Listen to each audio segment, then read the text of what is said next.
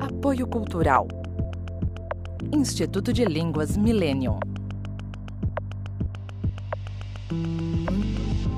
Livraria Próton. Faculdade Trilógica Kepp Pacheco. Olá, telespectadores do programa O Homem Universal. Estamos então com os senhores mais uma vez para tratarmos dessa ciência trilogia analítica ou psicanálise integral, que unifica os campos da metafísica ou teodiceia, da filosofia, mas especialmente da ciência. A ciência trilógica, ela aceita o campo do pensamento e do sentimento do ser humano, da espiritualidade também do ser humano, porque nós somos um todo integrado. Nós temos o sentimento, o pensamento e a ação no nosso ser, que são inseparáveis.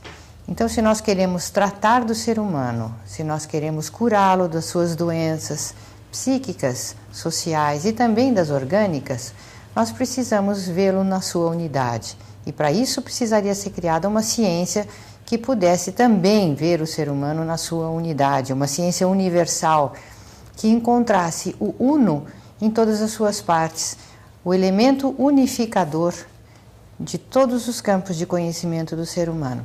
Norberto Kepp, boa noite. Boa noite. Psicanalista, criador e presidente da Sociedade de Psicanálise Integral, e que fez essas descobertas, né, no campo da psicopatologia, que permitiram, então, a criação dessa ciência.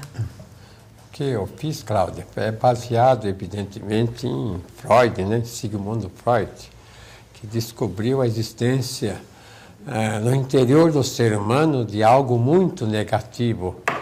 No começo, ele até admitia isso, que o indivíduo colocava ideias, ele chamava indecentes, escondia no seu interior, e que com isso ele formou uma instância interna, que ele chamou de inconsciente.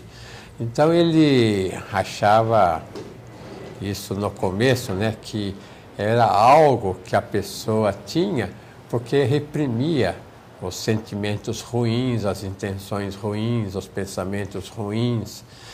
E depois ele viu isso como uma instância, como algo, assim como a memória que a pessoa traria já pelo nascimento.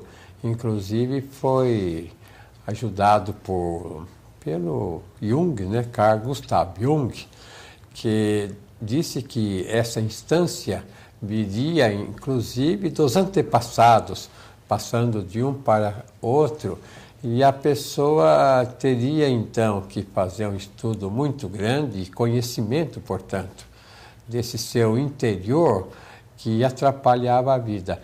Agora, pelo estudo que eu fiz, inclusive em Viena, e lá eu frequentava a Child Guidance Clinic, que era uma psicoterapia para criança.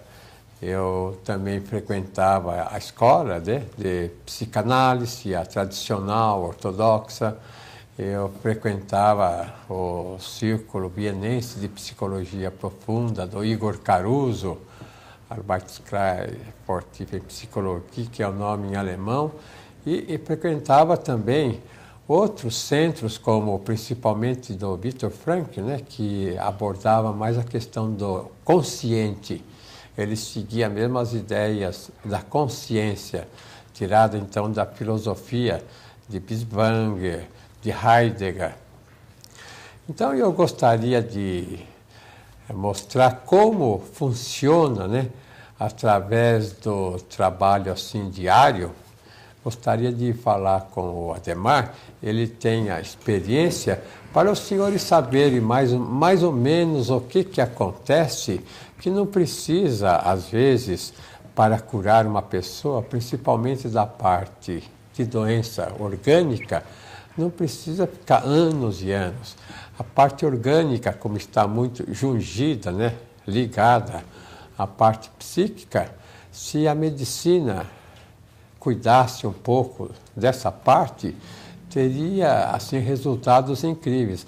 A ponto de uma vez lá no HC, né, Hospital das Clínicas, eu ter abordado com o professor Decur, com o professor Vasconcelos, Alipe Correia Neto, com os professores que tinha lá naquele tempo, que se esse campo nosso fosse difundido na faculdade, os médicos fossem treinados, né, para ser psicoterapeutas também, metade daquela quantidade enorme de clientes que vão diariamente aos hospitais, aos ambulatórios, que são assim até internados, operados, metade, de imediato, deixaria de ir, porque encontrariam as causas psíquicas das doenças orgânicas e que geralmente não é tratado adequadamente e o medicamento não consegue este resultado, operação,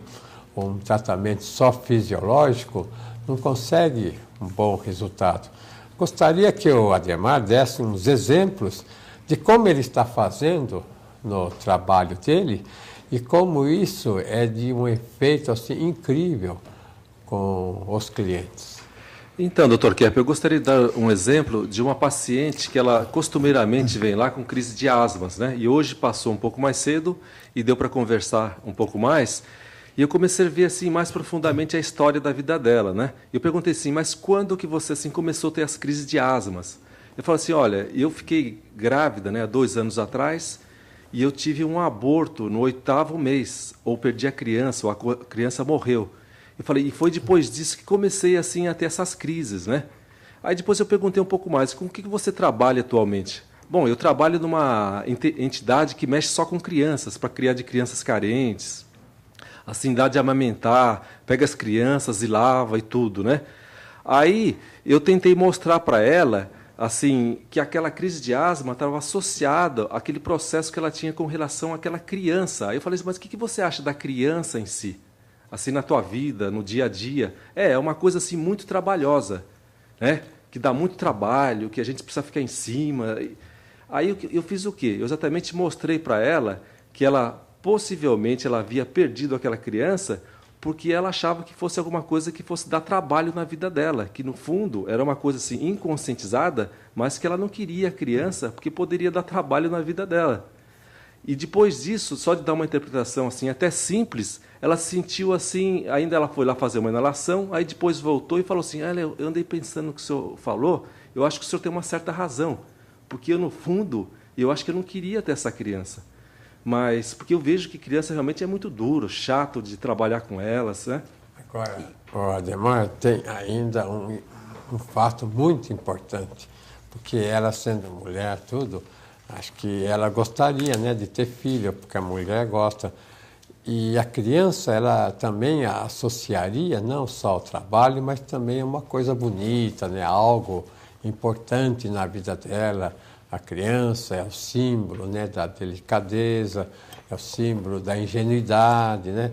Então aí faltou também essa questão de interpretar a recusa dela em fazer o bem, mesmo que fosse para os outros e mesmo que ela se beneficiasse com isso. Então, ao mesmo tempo que existe, né, na sua interpretação, uma mudança muito grande da moça, e também o que se observa na grande parte dos casos é que o indivíduo ele rejeita o bem e isso é algo assim inconsciente. Mostra aí o esquema que eu vou esclarecer para os senhores. Eu sempre ponho iceberg, né? Que seria aquela montanha de gelo no mar e que uma grande parte, a maior parte, 90% está no fundo, e lá em cima só seria visível assim a tona da água, né? Então eu coloquei a parte de baixo, a patologia e mal, para dizer o seguinte, que a maior parte do ser humano, ela não tem ideia do mal que tem no interior dela. E que a sociedade em geral, né, nós vendo assim, por exemplo, a situação social, não só no Brasil, mas no mundo todo, o que se observa é que o povo sempre passa mal, né? Seja qual for o regime socialista, comunista, capitalista, sempre é o povo que sofre. Como acontece, por exemplo, na guerra, que o povo é bucha de canhão para os poderes, né, que tem interesse deles só, e às vezes contra o país. Então, a questão no mundo todo, né, de desemprego, de fome, a questão de tanta gente morrendo, de inanição no mundo todo, isso é algo que a estrutura social formou por causa da maldade do ser humano e que fica nesse interior do ser humano. Mostra o segundo esquema lá, que esclarece bem também. Veja lá, eu pus o inconsciente lá embaixo, lá, inconsciente, essa é uma pseudo-realidade. Então, o inconsciente não é assim como Freud falou, que daria os elementos importantes, inclusive a consciência, né? Com o tempo, viria de lá para o indivíduo ter progresso na vida. Esse inconsciente é a parte negativa do ser humano, botando lá no esquema, essa parte mais escura embaixo, né, é dominada pela inveja, veja lá embaixo. Então, o inconsciente é praticamente a inveja. Depois tem lá a censura, veja lá em cima. A censura a esse sistema todo que o indivíduo cria no seu interior, e que é a ira, que é a raiva, a inveja, e que não deixa chegar na consciência. Então, veja, a consciência lá em cima, que é a verdadeira realidade. Então, o que eu quero falar com isso é justamente que o ser humano, ele vive muito mais no artificial do que no verdadeiro. Porque o real, o verdadeiro, é praticamente a verdade, né? É praticamente o bem e o belo, que a sociedade em geral não cultivam, fazer o bem para o próximo. Não só o poder, mas o próprio povo. O povo também não quer que o outro passe bem. Ele, quando vê o outro, assim, na fartura, ele tem raiva e quer destruir. Então, o que acontece é isso, é que a maldade, vamos dizer, está escondida, o ser humano esconde. Então, o grande trabalho da psicanálise moderna, eu acho que o nosso trabalho de trilogia analítica, é fazer com que a humanidade chegue, assim, conscientize essa parte terrível, que parece que é algo totalmente demoníaco que o ser humano tem no interior por causa da inveja, né? Um pacto, né, que o ser humano fez com os capetas. Acho que outra explicação é difícil de haver.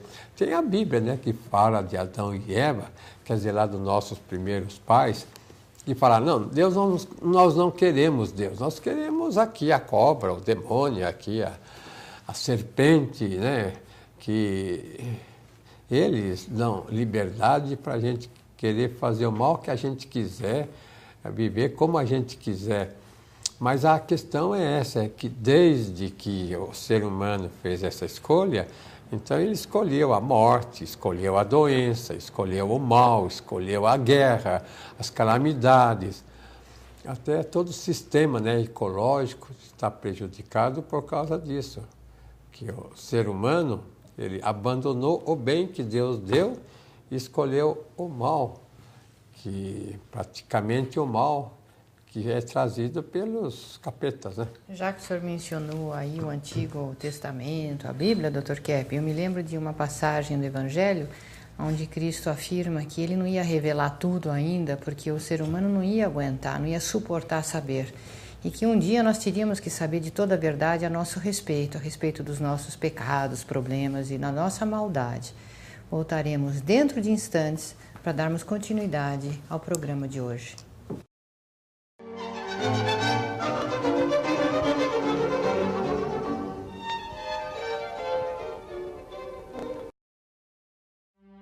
o mais original escritor contemporâneo no mundo, segundo o Centro de Pesquisa Científica Nacional da França. Nesses tempos de incerteza e conflito, surge um trabalho de extraordinária clareza moral, visão e esperança. O psicanalista e cientista social brasileiro, Norberto Keppe, escreve com sabedoria e autoridade sobre assuntos realmente relevantes, como curar as doenças, como a ciência invertida está destruindo a natureza e o que fazer em relação a isso, encontrando nossa espiritualidade, estruturando uma sociedade verdadeiramente justa. Em meio a mais de 3.000 livros publicados por dia no mundo, Dr. Keppe está entre os mais preciosos. Livros de Norberto Keppe, Ciência Trilógica, abrindo as portas para um novo mundo.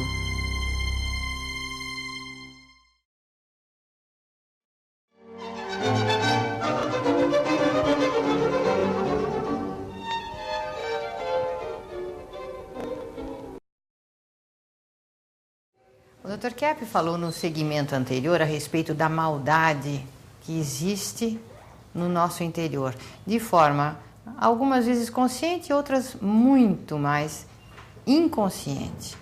Então, essa maldade, ela não só se manifesta através das estruturas de poder econômico social. Ele estava dizendo da quantidade enorme de pessoas que morrem de fome no mundo, sendo que há tanta quantidade de alimentos. Então, uma pessoa vê uma revista, vê uma fotografia, aquelas criancinhas na África e pensa, que maldade, né? Mas, se a pessoa que vê isso não faz nada para mudar essa situação, no interior dela ela tem a mesma maldade daqueles que já estão executando. Por isso o senhor tem uma frase, né, Dr. Keppe? O senhor diz, aqueles que olham a destruição do mundo e não fazem nada para impedi-la, estão ajudando a destruí-lo. De outro lado, o senhor também estava comentando da ira que a pessoa manifesta quando tem que lidar com essa censura, atravessar essa censura e reconhecer os seus erros, as suas más intenções. Isso não é difícil da gente perceber. Basta mencionar o erro de uma pessoa, faça isso para você ver a reação de fúria que às vezes uma pessoa tranquilinha, boazinha passa a ter, né? Uma verdadeira fúria que ela manifesta. Eu estava atendendo agora há pouco uma cliente e ela contou o seguinte, vejam bem como na análise a gente dirige aos clientes, que inclusive as pessoas de saúde podem aproveitar. Essa cliente contou o seguinte, que ela é aluna de uma universidade, de uma faculdade, e ela tem 3 colegas que no começo ela trabalhava com essas colegas para fazer tese, fazer qualquer trabalho, e depois ela resolveu se afastar. E as colegas ficaram furiosas e agora não olham nem para o lado dela mais, porque simplesmente ela se afastou. Então eu mandei que ela associasse a essas colegas, as quais ela tem muita raiva. Ela disse, são arrogantes, não? São pessoas que pensam que só elas entendem tudo, são pessoas que não querem assim se imiscuir, quer dizer, viver com os outros alunos, com as outras teses que tem na faculdade. Eu falei, então, a sua raiva, por que que é? É porque elas não olham para a senhora ou porque a senhora também acha que uma pessoa arrogante assim, uma pessoa pretensiosa é que tem vantagens na vida? Ela disse, mas é isso mesmo que eu acho, né? Então eu falei, então, mas a sua raiva é que elas mostram uma coisa que a senhora esconde, a senhora tem mais ética, então não gosta de ver que a senhora é igual a elas. Então, até usei uma palavra que ela achou engraçada. Eu falei, a senhora é tão bandidona como as suas colegas. Ela disse, então, em geral, o mundo é bandidão? Eu falei, o mundo é bandidão. Quer dizer, o mundo faz com capricho ou mal, né? Se tanta gente, como a Cláudia falou, passa fome, tem problemas enormes e não tem nem emprego, não tem isso, não tem aquilo, não é porque falte no mundo pela natureza. A natureza dá tudo com abundância. O que a natureza dá para o ser humano até sobra. A questão é que o ser humano impede que o próximo, que essa questão de amarmos uns aos outros não existe. É a questão de um odiar o outro, de querer estrepar o outro, usando palavra mais vulgar, né? A questão é que um quer prejudicar o outro, achando que quanto mais ele prejudica, quanto mais ele tira do outro, mais assim vitorioso vai ser na vida. E as pessoas éticas sofrem com isso porque elas se seguram e geralmente elas não entram nos antros, né, de corrupção. Mas muitas vezes ficam muito, como o senhor disse, ressentidas, com inveja, né? Eu tenho uma cliente, ela há muitos anos ela é casada já com um marido que bebe e ultimamente ele vem num processo de deterioração, então cada vez se fixa menos no trabalho e ela tem então que assumir as responsabilidades da casa e dos filhos.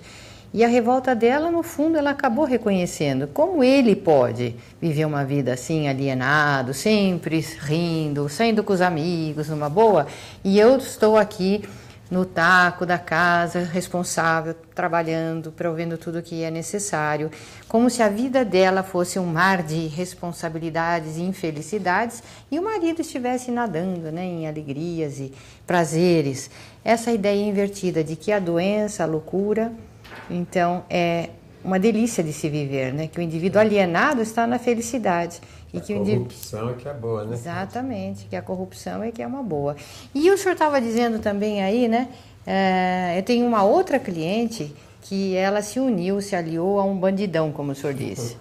E, um mafioso, um mafioso. E ela... Como aquelas italianas dos filmes, né? Que parecem boazinhas, casadas com os mafiosos.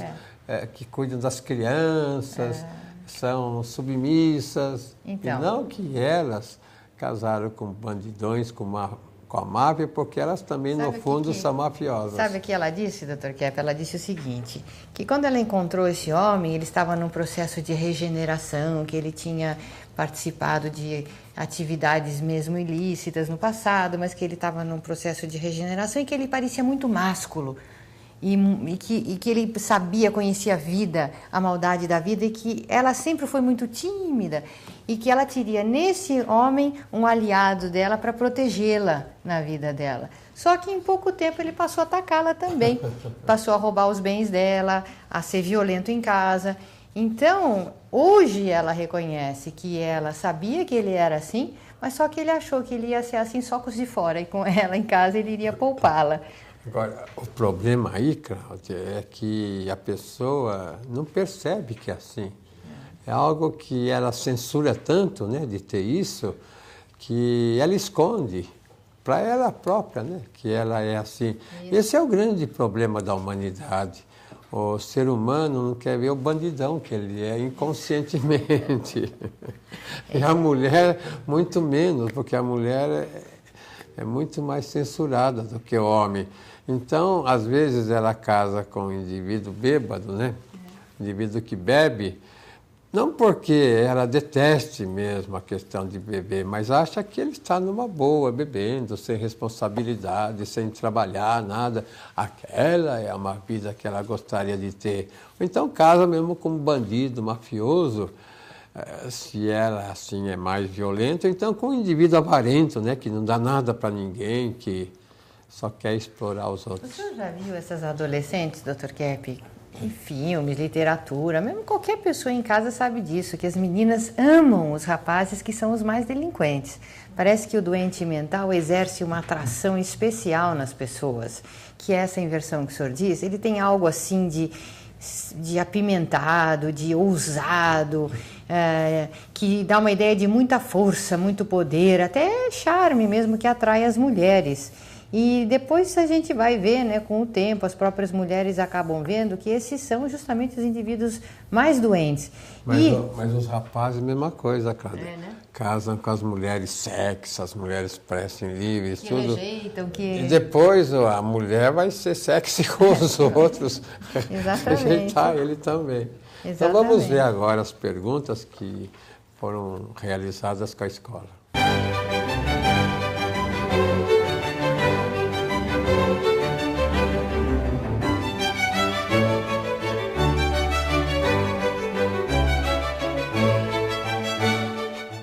uma ciência que lida com as causas psíquicas dos problemas na vida das pessoas e da sociedade. E uma coisa que eu acho muito bonito, muito importante na trilogia analítica é que dá muita ênfase para as artes. O Dr. Kepp escreveu vários livros que a arte é o fundamento da civilização. Então, muitas vezes nós imaginamos que, por exemplo, a música, esse mundo que nós podemos perceber assim, uma música do Bach, de Mozart, que isso seria mais uma coisa, uma fantasia, um sonho, assim, que não tem nada a ver com a nossa realidade. Mas o Dr. Kepp explica que, na verdade, isso seria a verdadeira realidade. E esses problemas que nós estamos vivendo hoje em dia no mundo é mais uma distorção, uma destruição da verdadeira realidade. Então, a trilogia analítica também dá as soluções, os meios para voltar a esse mundo maravilhoso que nós, na verdade, temos aqui na Terra.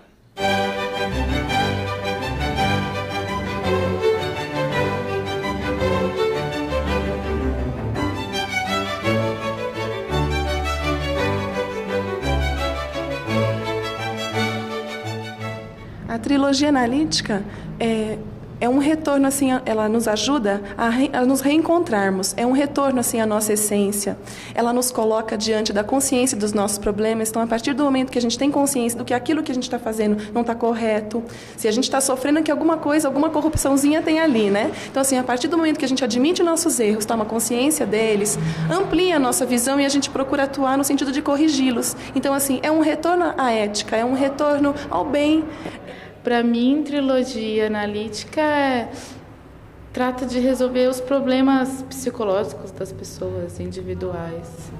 Os problemas psicológicos têm influência na economia, têm influência no que está acontecendo no mundo. Assim. A trilogia analítica é uma oportunidade para o ser humano de ver a verdade. A princípio, assim, a primeira coisa que eu posso falar é um esclarecimento das coisas, do que eu sinto, do que acontece ao meu redor, das pessoas, né? Aí eu pensei assim, é mais ou menos como quando a gente faz pintura ou aprende a pintar quadros, né? Então a gente começa a reparar mais, assim, todas as cores que existem na natureza, na vida, nas pessoas, tons diferentes. Para mim, essa experiência assim de ter conhecido a trilogia foi exatamente isso. Começar a ver, esclarecer, conhecer coisas que eu não via antes, por exemplo. Assim, no sentido de pessoa, no sentido pessoal meu e amigos, família, sociedade. Então é esse esclarecimento de vida mesmo.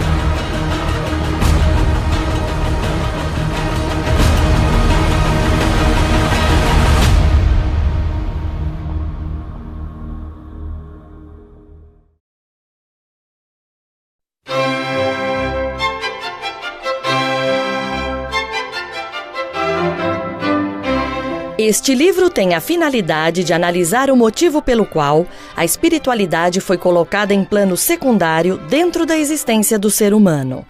A humanidade está rebaixada a um plano inferior, sensorial e materialista, necessitando urgentemente retornar ao seu nível normal, onde a vida psíquica tem a total predominância. Leia Teologia Trilógica Científica, de Norberto Kepp, e participe dessa enorme mudança interior e exterior que já teve início na Terra com os indivíduos mais realistas.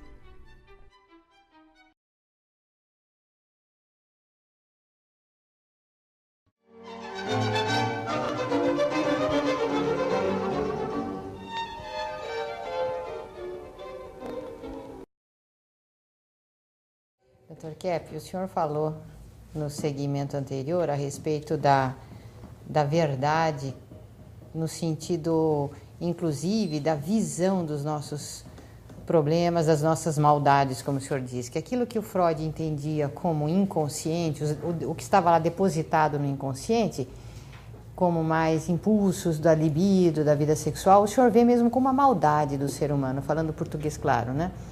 Então, uma das entrevistadas no segmento anterior diz: a trilogia é a chance que o ser humano tem a oportunidade de ver a verdade. Então, essa verdade é uma verdade total, né? A verdade, a consciência do bem, da criação de Deus, da natureza maravilhosa, dos anjos, de ações boas que muitas pessoas conseguiram ter na vida, apesar de toda a oposição de si mesmo e da sociedade. São gênios, são escritores, são pintores, artistas, cientistas, que valeram a pena, né? A humanidade valeu a pena por causa dessas pessoas, principalmente, que dedicaram a vida, se sacrificaram, se frustraram para realizar o bem. Agora, a maioria da humanidade parece estar conivente com essa maldade no nosso interior. Vejam vocês, o Ivair aqui, o nosso técnico de filmagem, estava comentando, né, que todo prisioneiro lá, como é que o senhor chama? Amarelos, que são os indivíduos que têm as maiores condenações, né? Às vezes assassinos sádicos. Esses têm um número enorme de mulheres, de fãs, recebem pilhas colossais de cartas de admiradoras. Por que acontece isso, não é verdade, Dr. Kepp? Porque o ser humano ama a maldade. E a gente poderia até dizer que esses filmes de vampiros, onde mostram essas mulheres seduzidas pelos vampiros e pelo... como é que chama aquele? Drácula? É a expressão da realidade do ser humano. Uma vez em Viena, né, nós estávamos falando por que o Freud deu tanta importância à questão da libido, né, a questão do romance, a questão sexual, né, e colocando até o filho como um possível assassino do pai por ciúmes da mãe, e a filha atacando a mãe por causa do pai, aquela questão de incesto, questões assim graves, né? Tudo na questão sexual. É porque no tempo dele era um período muito romântico, a Belle Époque, né? Pela época, como na França, né, houve muito desenvolvimento, então ele tinha uma ideia mais generosa. Eu acredito, se ele estivesse vivendo no mundo atual, de crimes, de tráfico de drogas, de armas, um período tão terrível como nós estamos vivendo atualmente, ele teria uma outra ideia. Agora, a Cláudia falou o seguinte, né? O indivíduo ama ser mal, quer dizer, ele acha que ser delinquente, que ser assim, corrupto, isso ele tira grande vantagem e que ele pode praticamente vencer na vida através da corrupção, através da maldade. Agora, quando ele faz análise ou quando ele é advertido por outra pessoa, ele não quer admitir que ele é um indivíduo assim corrupto, delinquente. Por quê, né? Então, a ideia é essa, é que a pessoa que vê que é delinquente, ela deixa da delinquência. Se ela vê, por exemplo, aqueles prisioneiros, né, que estão condenados à morte, no corredor da morte lá dos Estados Unidos, nenhum deles admite até o fim que eles de fato mataram as pessoas, foram pessoas assim terríveis na vida. Por quê? Porque eles não querem mudar a concepção assim de maldade que eles acham vantagem ter. Então, se o indivíduo quer, assim, pela questão de ética, admitir como ele irá sofrer. Viu, Cláudia? Eu acho que aí é que vem o sofrimento do ser humano. O indivíduo que quer ser bom, para ele ser bom, ele tem que admitir o mal que ele tem. Não é que o indivíduo bom, santo, um santo aí famoso, né? Aí na sociedade, mesmo nas igrejas, não é que ele seja um indivíduo só bom, é que ele é um indivíduo que viu toda a maldade que ele tem no interior. E para ver isso, a pessoa sofre muito. Daí a questão de falarem, né, na eternidade lá, a questão do purgatório, que o indivíduo vai sofrer lá o que ele fez na terra de mal. Porque a pessoa não pode entrar no reino de Deus, no céu, se ele não se purificou, vamos dizer. O que é a purificação, né? É a conscientização do mal que ele tem no interior dele. O senhor estava dizendo, Dr. Kepp, que o ser humano não aceita, né? Conscientizar o mal, que ele se torna assim, ele reage de forma violenta, ele não aceita. Essa ideia, por exemplo, da pessoa sempre justificar o que ela fez. Não, eu matei porque fui injustiçado, eu matei porque eu recebi só o desafeto da sociedade. Então, isso é amenizar a consciência da maldade, né?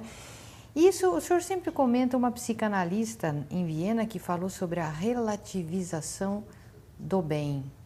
Quem era? Desculpe, eu esqueci o nome. Tem uma famosa mulher, Hannah Arendt, que ela falou que o ser humano, ele deu ao mal, por exemplo, uma desimportância, quer dizer, ela não falou que o mal se tornou banal na sociedade. A banalização do uma mal. Banalização, né? Do mal. Sim. Então, esse é um grande problema do século passado, né, século XX, porque se o ser humano não vê o mal como mal, é claro que ele não vai sair do mal.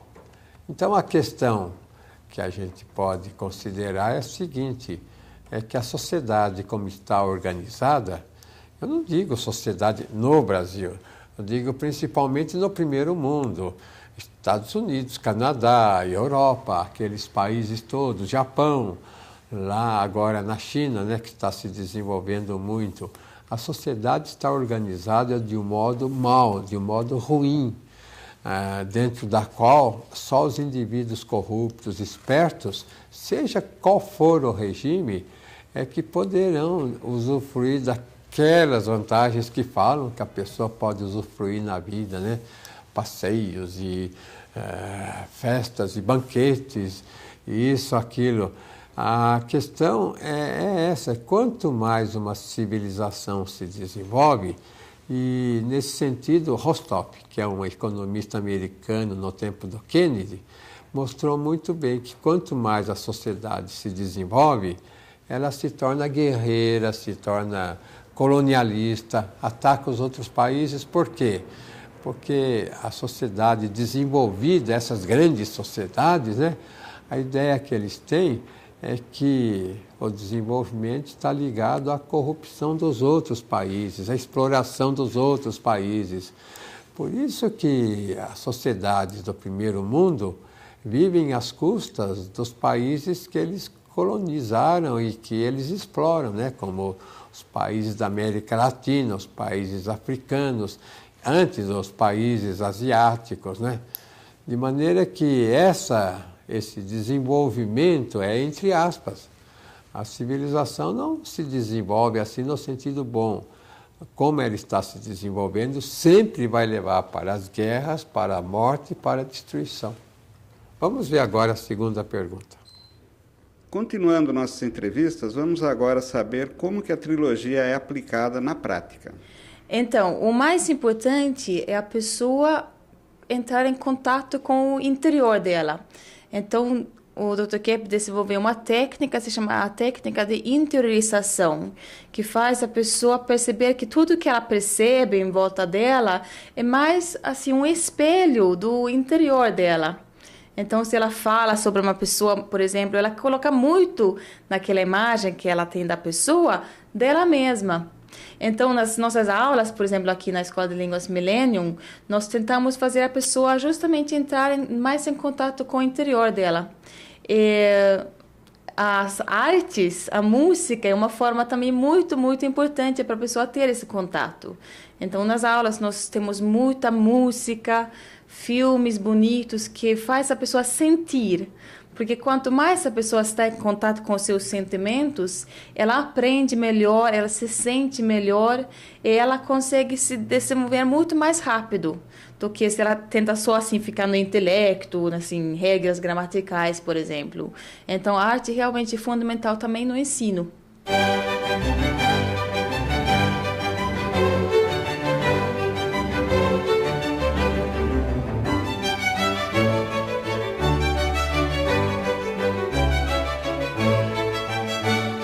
Dr. Kepp coloca que educação é a gente colocar o homem na realidade humana e divina.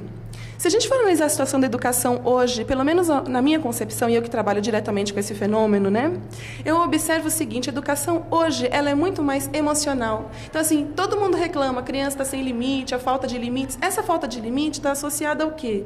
De acordo com os princípios, né, estudados pelo Dr. Kepp, está associada basicamente à censura à consciência.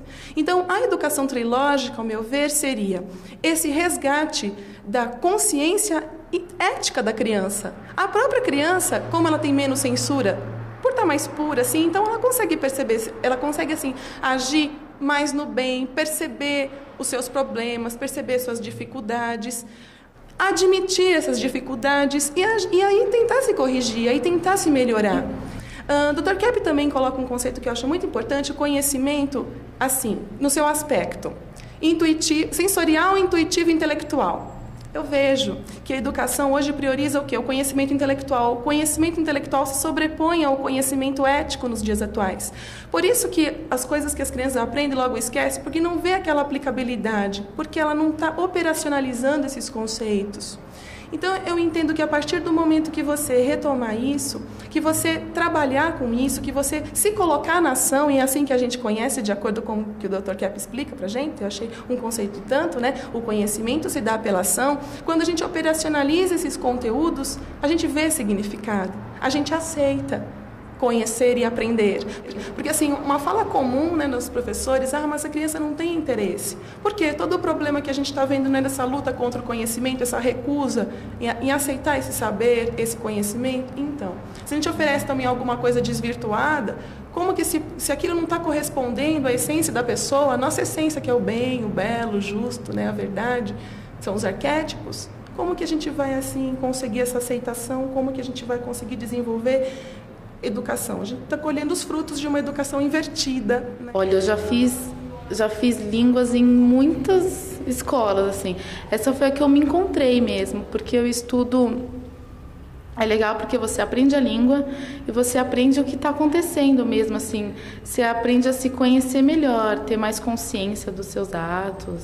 Por exemplo, na análise, quando a gente tem que trabalhar e lidar com problemas que a gente nem percebe que tem.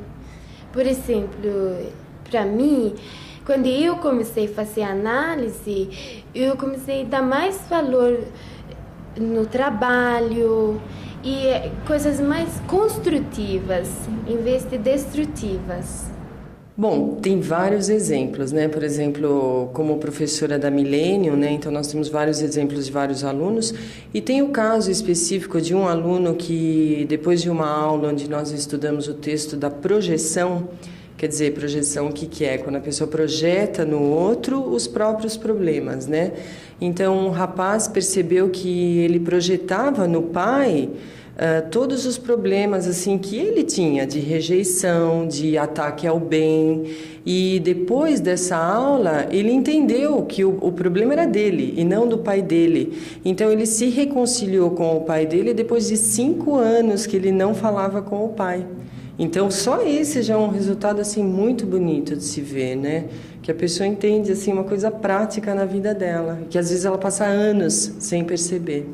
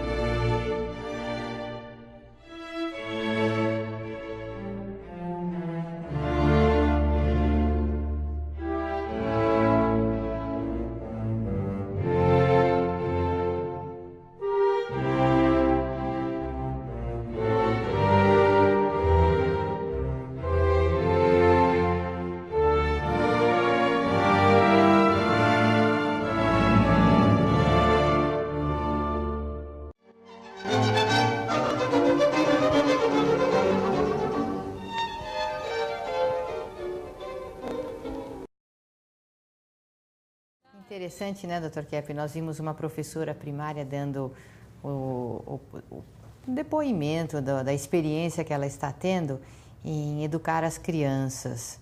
Então, que é errado se acreditar que as crianças são necessariamente só contra o desenvolvimento e contra a consciência, o conhecimento que os professores levam. Toda a estrutura de ensino é uma estrutura árida, invertida, seca e que ensina uma porção de coisas erradas que vão em choque, entram em choque com a estrutura natural do ser humano. E aquela mocinha, como ela chama? Marci, não é? Ela percebeu bem que a criancinha, desde pequena, ela já tem no seu interior todos esses conceitos universais que ela pode então desenvolver se for levada a acender esse conhecimento no interior dela.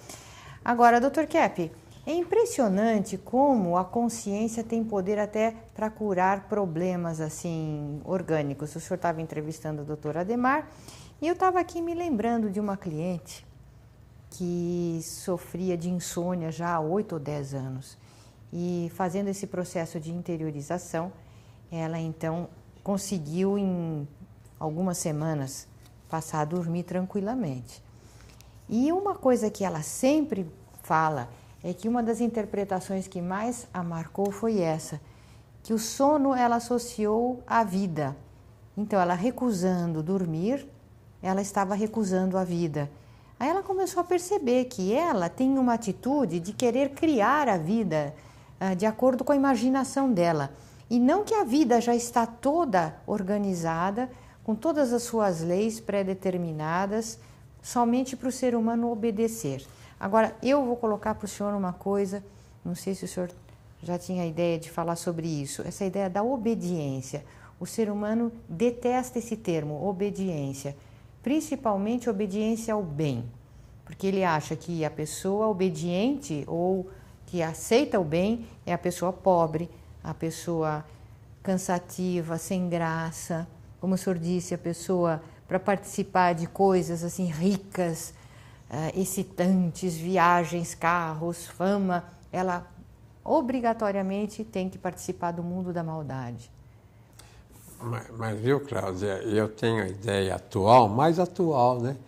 Que de fato é a questão de viagens, de glória, de fama, tudo, como o mundo atualmente está levando, precisa mesmo ser uma pessoa assim, vamos dizer, meio delinquente, meio fora da ética, né?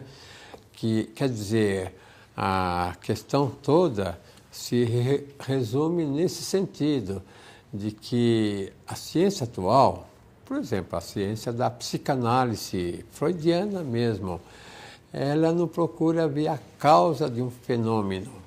A ciência atual, ela só constata o fenômeno e ela coloca uma causa qualquer que o cientista pense e não vê mesmo a causa profunda. Então, na filosofia, a definição de filosofia é isso, é ver justamente a causa das causas, de todos os problemas, de todos os fenômenos que existem. De maneira que, fazendo o que eu fiz, né, um trabalho de união entre filosofia, revelação e experimentação, é justamente para ver o que está atrás de uma conduta do ser humano, o que está atrás de uma doença física do ser humano, o que está atrás de um fracasso, por exemplo, do ser humano.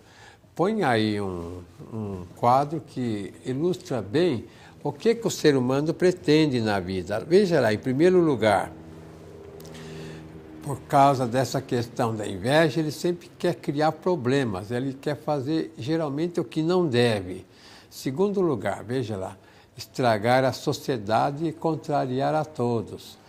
Por causa justamente dessa questão fundamental da inveja, que é a inversão. Nós estamos ao contrário do que deveríamos ser. Então, nós não estamos mais dentro da ética, nós estamos numa atitude contra a ética, por causa da inveja, né, que nos levou para a inversão. Então, tudo aquilo que é contra o bem, o ser humano aceita.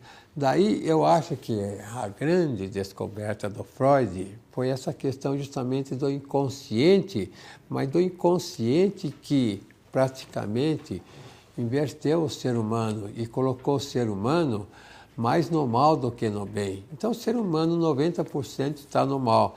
Veja, voltando ao esquema, o ser humano ama enganar o próximo, né? Aborrecer o próximo. Em quarto lugar, ele gosta de viver, como o italiano fala, dolce far niente, não fazer nada, né? Como os hippies, Rolling Stones.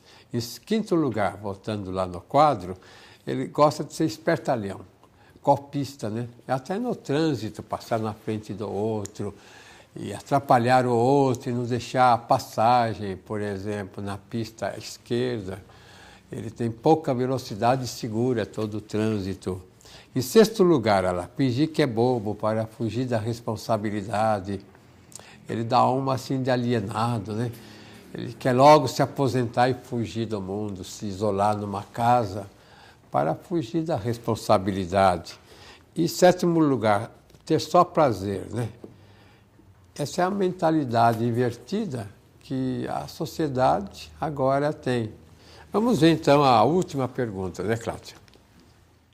Encerrando nossas entrevistas, vamos perguntar agora se a trilogia é importante para a humanidade.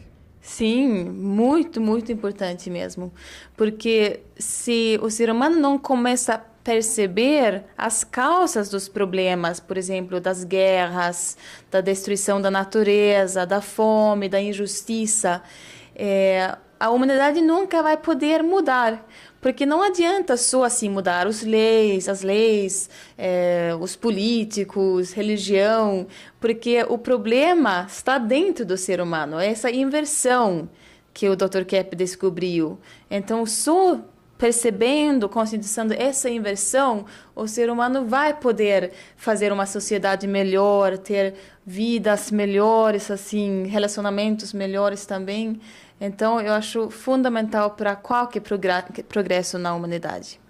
Acho bem legal. Acho que esse método não devia ser aplicado só aqui, assim, na Millennium, mas devia ser aplicado em outras escolas, no ensino normal mesmo, no ensino fundamental, para todo mundo ter acesso e se conhecer melhor.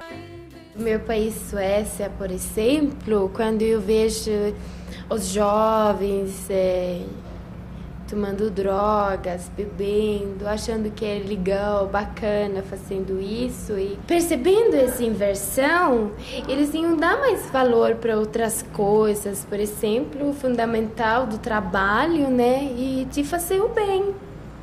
Sem dúvida alguma, porque se a gente vê todos esses exemplos que os nossos alunos, quer dizer, as pessoas ao redor de nós, a família, a gente já vê eles melhorando, mudando, curando doenças, por exemplo. Imagina isso na sociedade toda. Por exemplo, né, como eu falei daquele aluno que projetava no pai dele o problema dele.